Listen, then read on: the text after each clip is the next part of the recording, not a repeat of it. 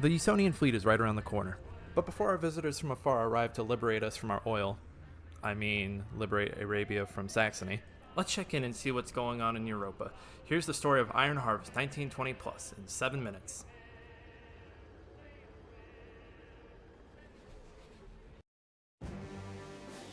Iron Harvest is set in the 1920 alternate history universe created by Polish artist Jacob Rosalski. Think post-World War I Europe, but with giant diesel punk mechs. With the campaign split up between 3 factions, we start out with Polanian. Here we meet our first hero, the young Anna Kos, a sharpshooter with a pet bear named Wojtek. During the Great War, Anna's older brother Janek enlists to fight for Polania. He promises his sister he'll return safely in a short amount of time. Just for a few months. He doesn't.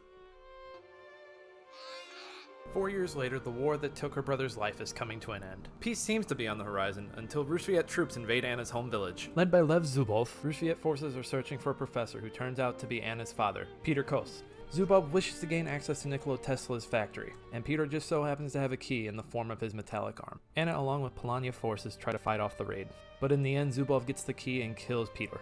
With his dying breath, Peter tells Anna to warn his colleague Heinrich Steinmetz about the incoming attack in the city of Kolno. Anna is joined by the leader of the Polania resistance, her uncle Lech Kos, and together the two steal a train and plot a course to Kolno. Anna believes the Polania resistance is only using the train to send relief supplies to Kolno. Her uncle has other intentions though. Rusviet soldiers could be on top of us any second. Get your mind out of the gutter. Lech reveals his true plans of arming the citizens of Kolno and convincing them to rise up against their Rusviet occupants. All this in hope of breaking the truce that ended the Great War, and reigniting the feud between Rusviet and Polania. Anna knocks her uncle out and meets up with Heinrich Steinmetz. Together the two devise a plan to save the citizens of the city. Heinrich, along with numerous citizens, escape the city in an airship.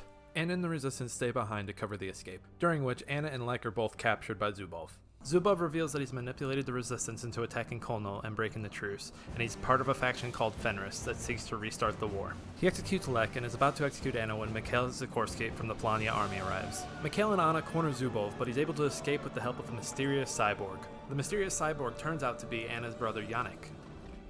Hello, butterfly. In the Rusviet campaign, Janek explains to Anna how he became a cyborg. 4 weeks prior to the events in Kolno, Janek attended the peace negotiations in St. Petersburg between Saxony, Rusviet, and Polania. Negotiations stall when the city is attacked by Fenris insurgents. During the attack, he meets our second hero, Olga Morzova, the head of Rusviet security. Together they save the Rusviet leader Tsar Nicholas from the attack, but in turn Janek is gravely injured and presumed dead in the resulting explosion. Tsar Nicholas gives Olga the task of investigating Fenris and bringing them down. Rusviet scientists rebuild Janek using Tesla tech under the orders of Colonel Zubov. Zubov believes Janek to be one of his soldiers, Viktor Popov. Unbeknownst to him, Olga switched the bodies so she could use Janek to get closer to Zubov. While Janek starts his life as a cyborg, Olga finds her way into a secret Fenris meeting. There she discovers Zubov and Rasputin, the advisor to the Tsar, are both members of Fenris.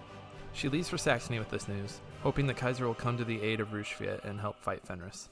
Meanwhile, Janek's had it with Zubov and throws him in a fire.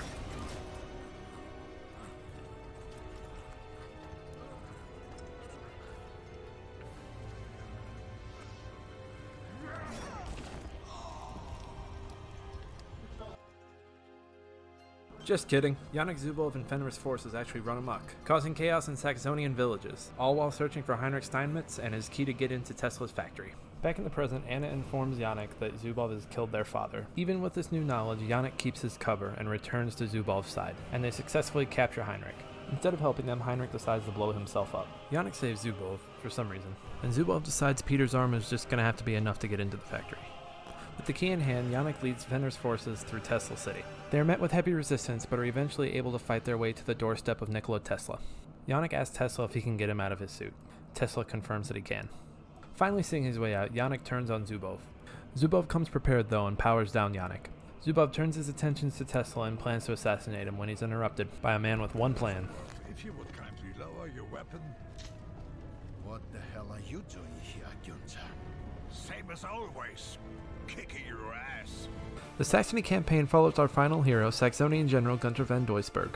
Retiring after the Great War, Gunther now reflects on some of the troubling memories from his past. Those memories center around his time on the battlefield with Prince Wilhelm, heir to the throne of Saxony. Gunther served as a mentor for the prince, teaching him everything he knew about the ways of war. On the battlefield, the prince at first is infatuated with the ideas of glory and tradition in war. Early setbacks and heavy Saxonian casualties develop an immense hatred of the enemy for the prince. This results in one of the greatest sounding machine guns you've ever heard.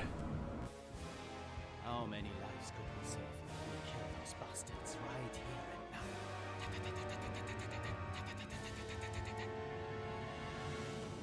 The prince's hate for the enemy continues to grow. Blinded by his hate, he uses chlorine gas to kill Rusviet soldiers and starts to disobey orders given to him by Gunter. Everything comes to a head when the prince guns down Rusviet POWs. Gunter strikes him down in response. With the throne's future threatened by the prince's actions, Kaiser Friedrich, monarch of Saxony, and longtime friend of Gunter, denies they occurred and forces Gunter to resign from his position. Back in the present, Olga has arrived and shared the news about Fenris with the Kaiser. He has summoned Gunter to help with the investigation and takedown of Fenris. Gunter is at first reluctant to help, but his hand is forced when the prince guns down his own father. Gunter escapes into the night, grabbing his mech Brunhilde, while the prince and his men begin a smear campaign and frame Gunter for the murder of the Kaiser. Olga catches up with Saxony's most wanted, and they hatch a plan to get the prince off their tail. Upon defeating the prince, Gunter and his crew decide to try and take refuge in Tesla's factory, the same factory currently occupied by Rusviet and currently under siege by Polanian forces. With the fight not going their way and Anna captured, Mikhail Sikorsky approaches the refugees and asks for their help in capturing the factory. It's a hard fight, but Saxony and Polanian forces eventually gain access to the factory. And we get another... Same as always, kicking your ass. Zubov flees, but Tesla informs our heroes that the Icarus Protocol has been activated and cannot be stopped. The Icarus Protocol activates a giant mech that destroys all technology within its area.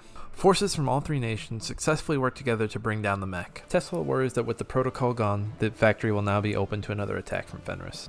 Anna, Olga, and Gunter point out with the three nations working together, Fenris doesn't stand a chance. There's a nice big speech about putting differences aside and coming together.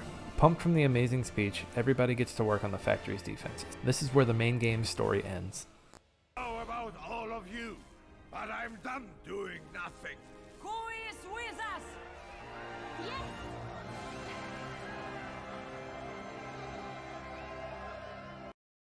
At the start of the first Iron Harvest DLC, Rusviet Revolution, all that teamwork we are super excited about is nowhere in sight. Zubov's attack on the factory has thrown Rusviet into a civil war. Fenris, under the guise of revolutionaries, wish to remove Tsar Nicholas from office. The Tsar flees St. Petersburg and hides in the countryside. Olga returns to Rusviet to inform the Tsar about the Rasputin and Fenris's plan. With this news, Tsar Nicholas decides to return to St. Petersburg. There, he plans to address the nation through a radio tower. On the trip, there are numerous attempts on the Tsar's life, but Olga is successful in defending him. Olga and Tsar Nicholas eventually make it to the radio tower, but the Tsar is ambushed by Zubov and Rasputin and murdered on sight. With Rusviet now under Fenris' control, Olga and many Rusviet soldiers flee to seek asylum. And that's it, you're all caught up on the Iron Harvest story. You are now officially ready to fly into Arabia. Operation Eagle is out on PC on May 27th, with brand new campaign missions, new multiplayer maps, airships, and a new faction. This has been Nick Fat Knight, and I'll see you guys in Arabia. Just don't touch my oil.